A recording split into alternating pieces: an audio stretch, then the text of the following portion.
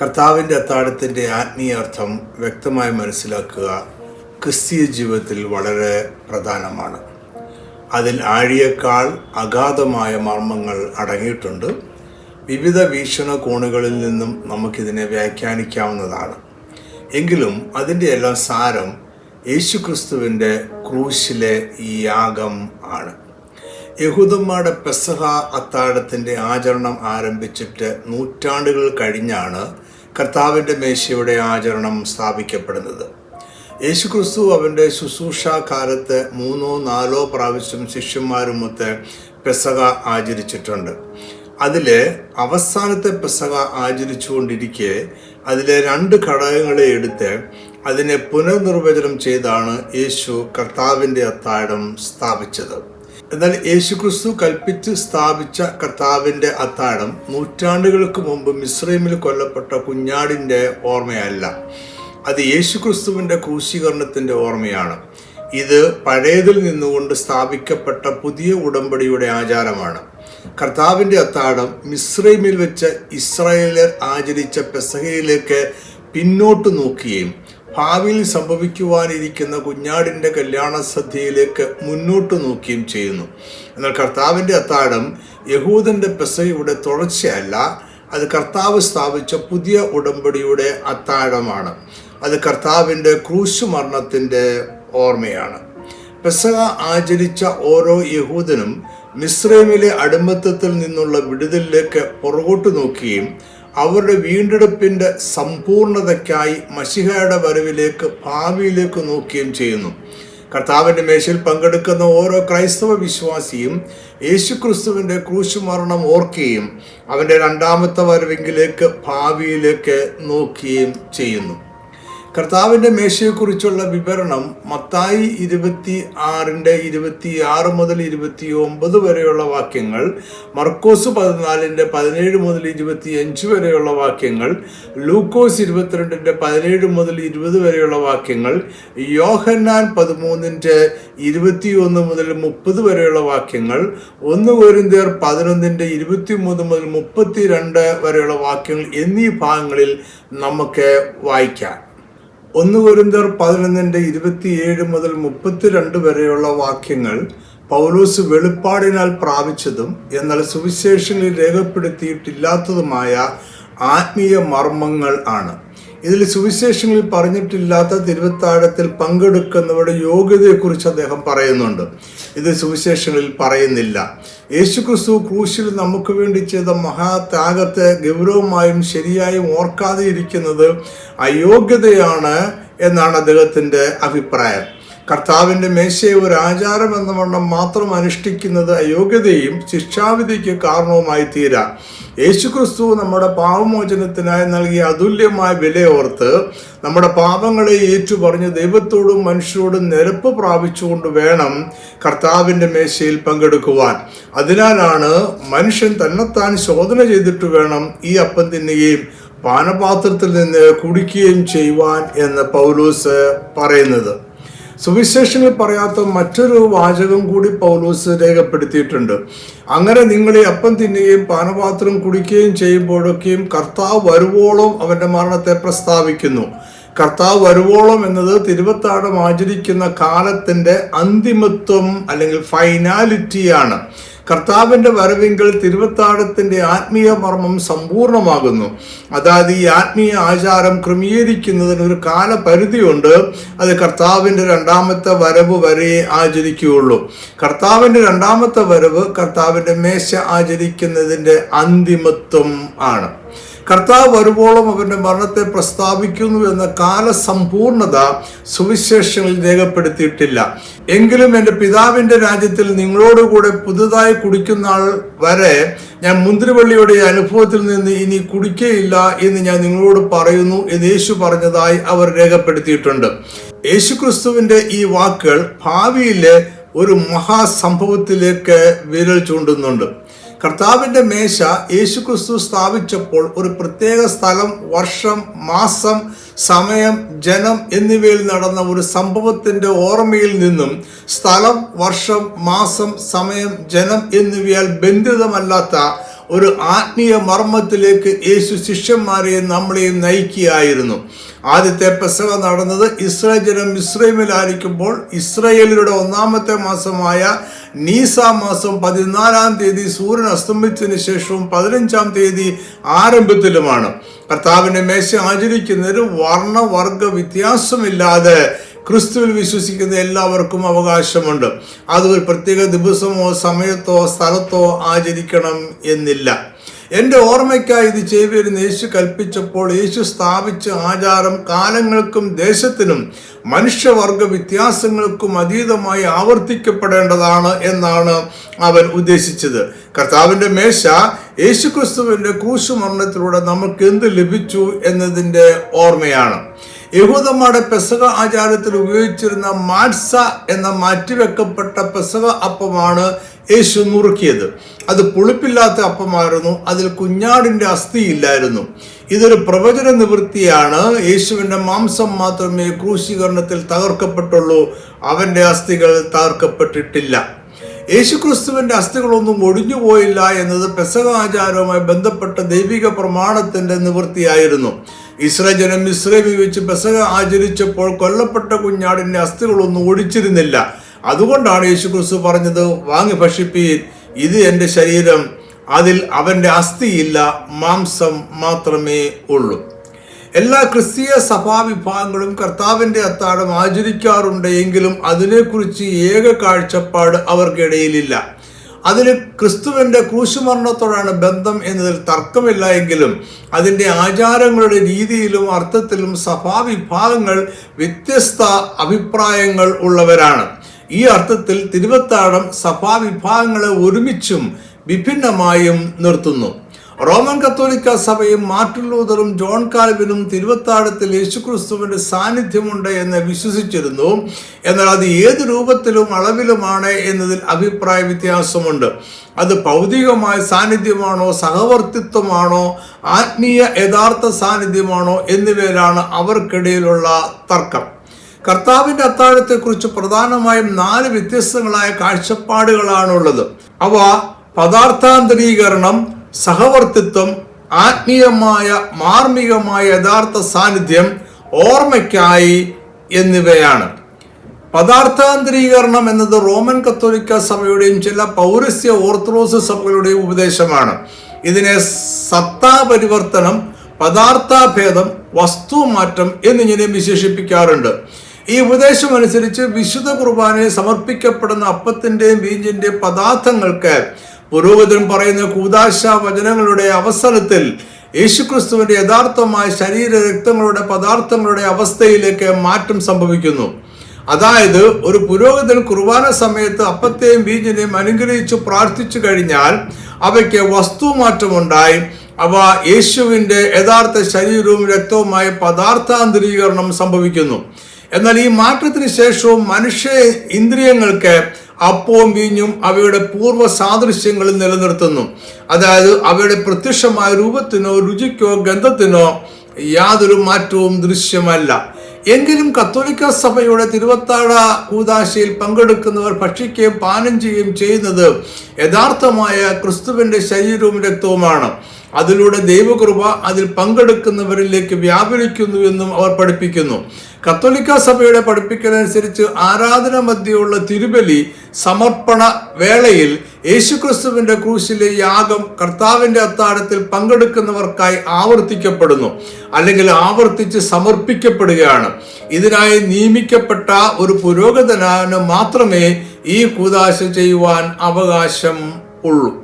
തിരുബലിയുടെ സമയത്ത് അപ്പത്തിനും വീഞ്ഞിനും ഉണ്ടാകുന്ന വസ്തുമാറ്റം മനുഷ്യ ദൃഷ്ടികൾക്ക് അഗോചരമാണ്.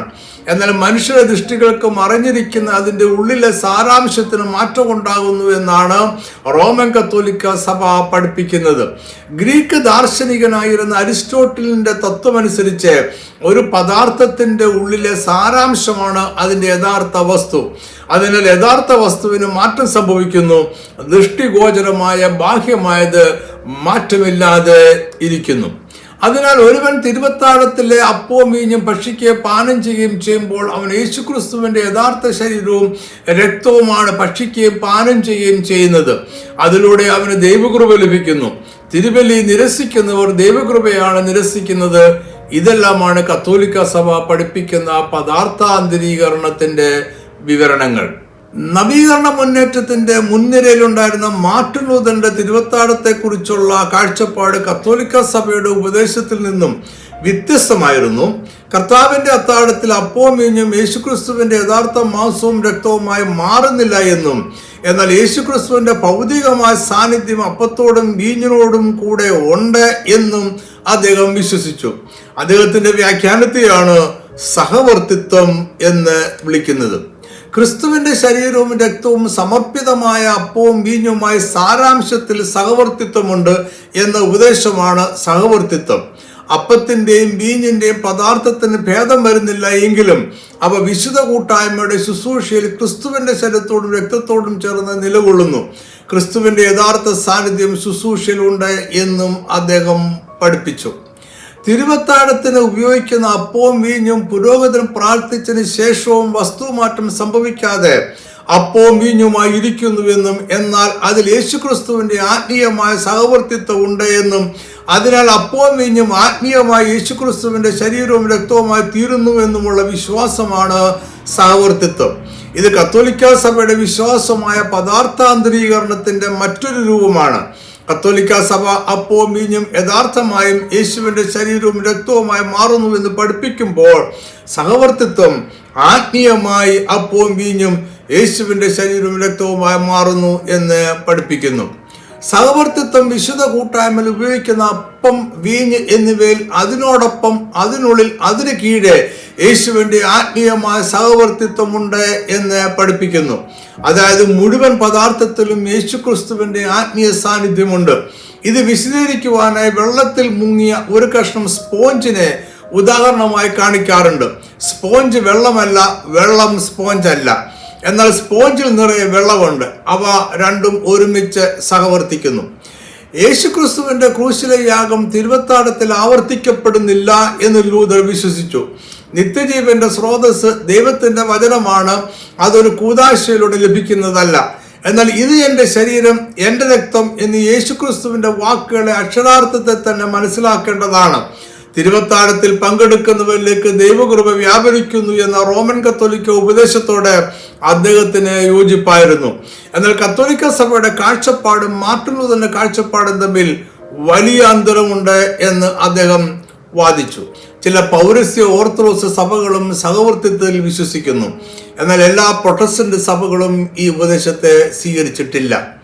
കർത്താവിന്റെ മേശയിലെ അപ്പവും വീഞ്ഞും ആലങ്കാരികമായും പ്രതീകങ്ങളായും മാത്രമേ യേശുവിന്റെ ശരീരവും രക്തവും ആകുന്നുള്ളൂ എന്നതായിരുന്നു ജോൺ കാൽവിന്റെ അഭിപ്രായം.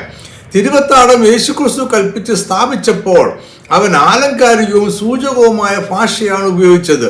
ഈ കാഴ്ചപ്പാട് കത്തോലിക്ക വിശ്വാസത്തിൽ നിന്നും മാർട്ടിൻ ലൂഥറിനേക്കാൾ കൂടുതൽ അകലം പാലിക്കുന്നു. അപ്പവും വീഞ്ഞും യേശുക്രിസ്തുവിന്റെ ശരീരമായോ രക്തമായോ യഥാർത്ഥത്തിലോ സഹവർത്തിത്വത്തിലോ മാറ്റപ്പെടുന്നില്ല എന്ന് കാൽവിൻ വിശ്വസിച്ചു. എന്നാൽ തിരുവത്താഴത്തിൽ യേശുക്രിസ്തുവിന്റെ ആത്മീയമായ യഥാർത്ഥ സാന്നിധ്യം ഉണ്ട്. കർത്താവിന്റെ മേശയിൽ പങ്കെടുക്കുന്നവർക്ക് ദൈവകൃപ പകർന്നു ലഭിക്കുന്നു എന്ന കത്തോലിക്ക സഭയുടെ ഉപദേശം ജോൺ കാൽവിനും സ്വീകരിച്ചു. ആത്മീയ സാന്നിധ്യം അല്ലെങ്കിൽ യഥാർത്ഥ സാന്നിധ്യം എന്ന വ്യാഖ്യാനമാണ് കാൽവിൻ മുന്നോട്ട് വെച്ചത്. കർത്താവിന്റെ അത്താഴം ഒരു ഓർമ്മ മാത്രമല്ല എന്നും അപ്പവും വീഞ്ഞും വെറും പ്രതീകങ്ങൾ മാത്രമല്ല എന്നും അദ്ദേഹം വിശ്വസിച്ചു. അവയിൽ യേശുക്രിസ്തുവിന്റെ യഥാർത്ഥ ആത്മീയ സാന്നിധ്യമുണ്ട്. പങ്കെടുക്കുന്നവർക്ക് യേശുക്രിസ്തുവിന്റെ ആത്മീയ സാന്നിധ്യത്തിന്റെ ഗുണങ്ങൾ ലഭിക്കും. യഹൂദന്മാരുടെ പെസഹ ആചരിക്കുന്ന അവസരത്തിലാണ് യേശുക്രിസ്തു അപ്പത്തെക്കുറിച്ച് എൻ്റെ ശരീരമെന്നും വീഞ്ഞിനെ കുറിച്ച് എൻ്റെ രക്തമെന്നും പറഞ്ഞത്. പെസഹയിലെ ഓരോ ചടങ്ങിനും ഭക്ഷണത്തിനും ഓരോ കപ്പ് വീഞ്ഞിനും പ്രത്യേകമായ അർത്ഥമുണ്ട്. അവയെല്ലാം മറ്റൊരു സംഭവത്തിന്റെയോ ദൈവിക വാഗ്ദത്തത്തിന്റെയോ സൂചനകളാണ്. യേശുക്രിസ്തു അപ്പത്തെയും വീഞ്ഞിനെയും അവന്റെ ശരീരത്തിന്റെയും രക്തത്തിന്റെയും പ്രതീകമായി പുനർവ്യാഖ്യാനിച്ചു.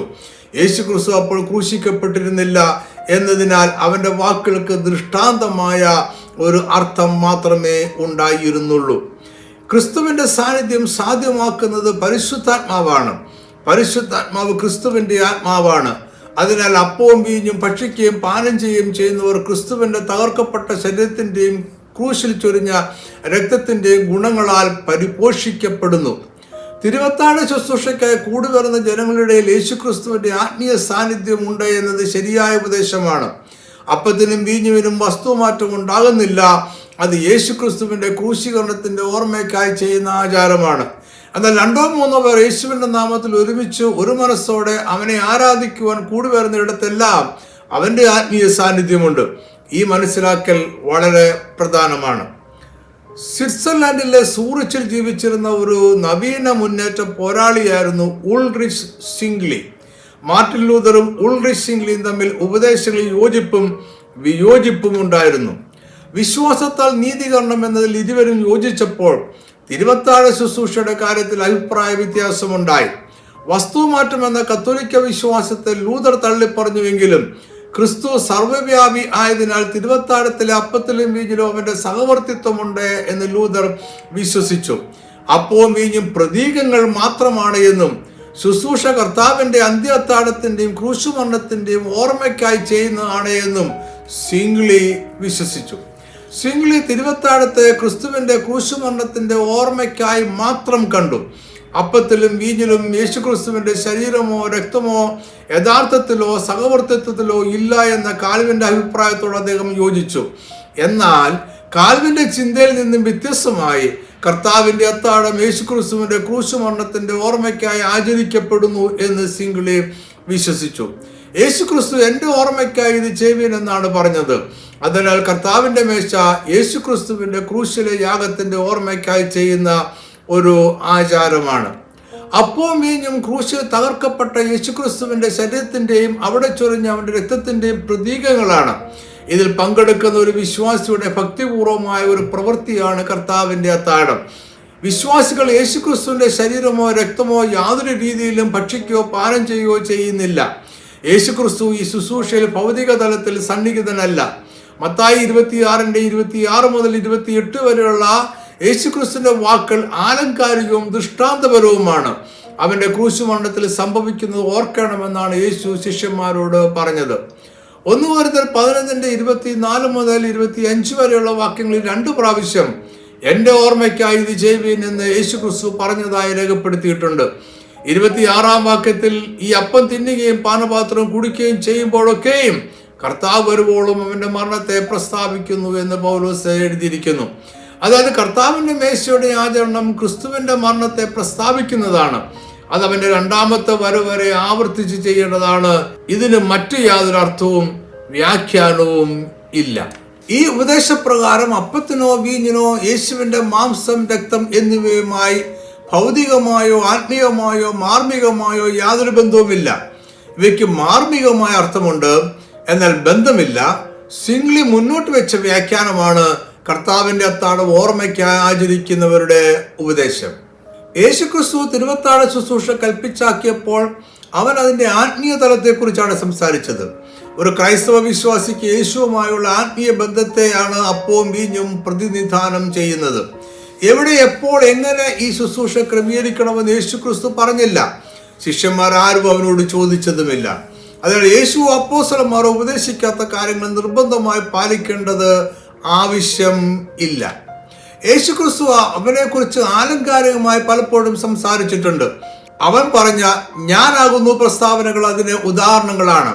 ഉദാഹരണത്തിന്, ഞാൻ ലോകത്തിന്റെ വെളിച്ചമാകുന്നു, ഞാൻ വാതിലാകുന്നു, ഞാൻ നല്ല ഇടയനാകുന്നു, ഞാൻ തന്നെ വഴിയും സത്യവും ജീവനുമാകുന്നു, ഞാൻ സാക്ഷാൽ മുന്തിരിവള്ളിയും എൻ്റെ പിതാവ് തോട്ടക്കാരനുമാകുന്നു.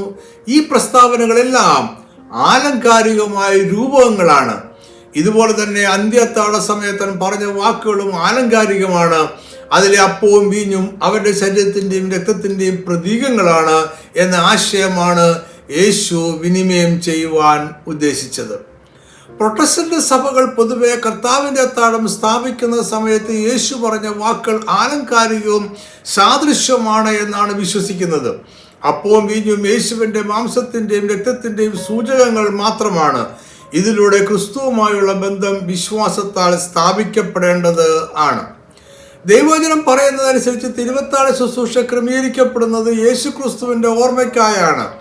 അത് യേശുക്രിസ്തുവിന്റെ ക്രൂശുമരണവും പുതിയ ഉടമ്പടിയുടെ പ്രഖ്യാപനവും ഓർക്കുന്നു. എന്നാൽ കർത്താവിന്റെ അത്താഴം യാതൊരു ആത്മീയ പോഷണവും ഇല്ലാത്ത ഭൗതിക തലത്തിലെ ഓർമ്മപ്പെടുത്തലോ യാന്ത്രികമായ ഒരു ആചാരം മാത്രമോ അല്ല. ഇതിൽ ക്രിസ്തുവിനോട് കൂടെയുള്ള ആത്മീയമായ ഒരു കൂട്ടായ്മയുണ്ട്.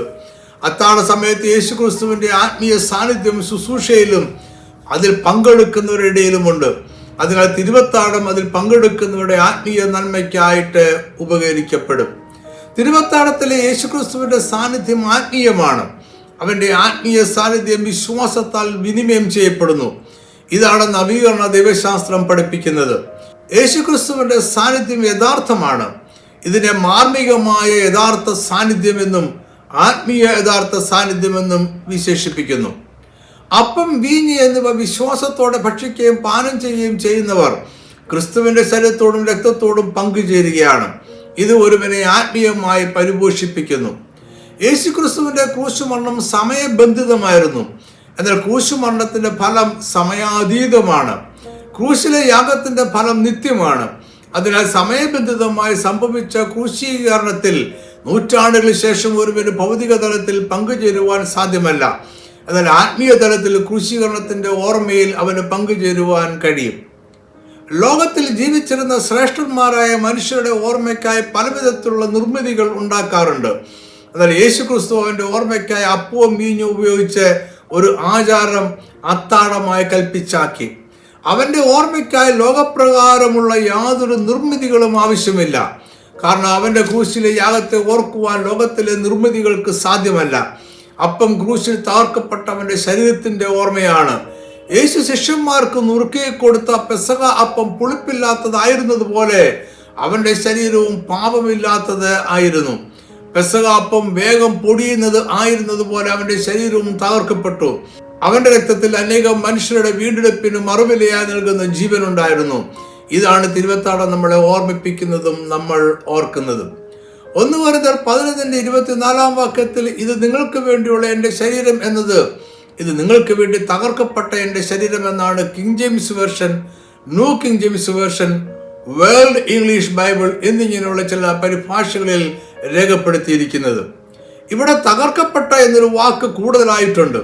എന്നാൽ എല്ലാ പരിഭാഷകളിലും ഈ വാക്കില്ല.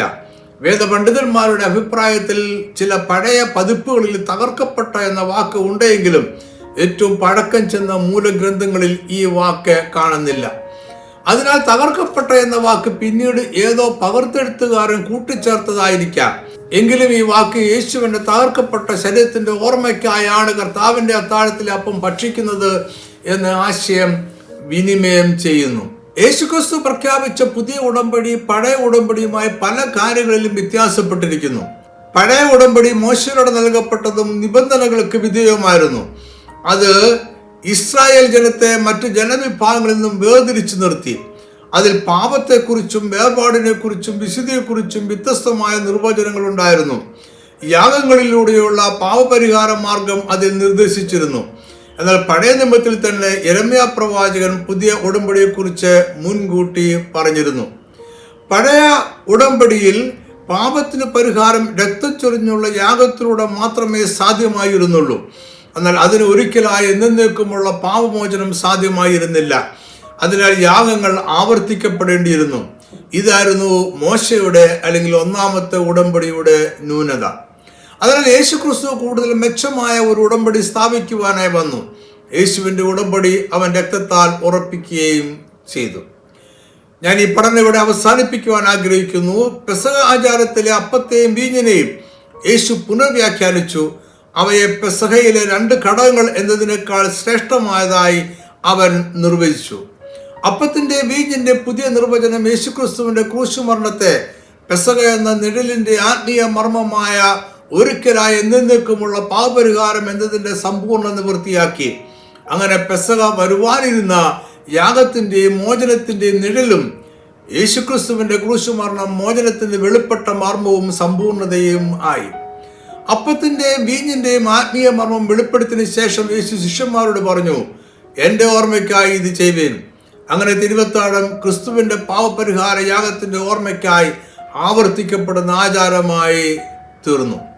ഈ പഠനം ഇവിടെ അവസാനിക്കുന്നു. ഇത് നിങ്ങൾക്ക് അനുഗ്രഹമായി തീർന്നു എന്ന് ഞാൻ വിശ്വസിക്കുന്നു. കർത്താവ് നിങ്ങളെ സമൃദ്ധമായി അനുഗ്രഹിക്കട്ടെ. ആമേൻ.